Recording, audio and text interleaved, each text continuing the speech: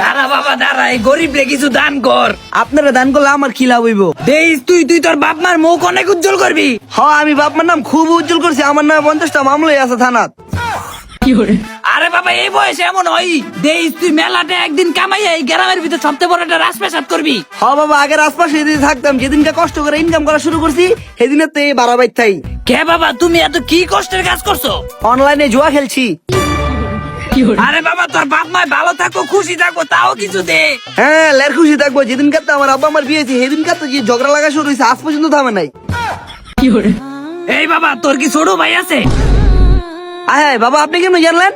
আরে বাবা এই বাবা সবকিছু জানে। দেইস তোর ছোট ভাই একদিন তোর লেগা বালা কিছু করবো, এখন তো কিছু দে। আমার ছোট ভাই অনেক ভালো কাম করছে, 2 বাচ্চার মারলে বলাইছে। আরে বাবা তুই কোনো চিন্তা করিস না, তোর বউ সারা জীবন তোর পাশে থাকবো, এবার তো কিছু দে। আরে বাবা আমার ছোট ভাই তো আমার বউলেই পলাইছে। আরে লোভের পুত, তোর তো এই পৃথিবীতে বাচ্চা তার কোনো অধিকার নাই, তুই মরতারস না। আরে মাদার টেক বাবা, আমি সাদে আইছিলাম লাভ দিয়া মরতে, হের বেরতে আবার তুই সামনে বললি। লোভের পুত, তোর আর ভিক্ষাই দাম লাগবো না।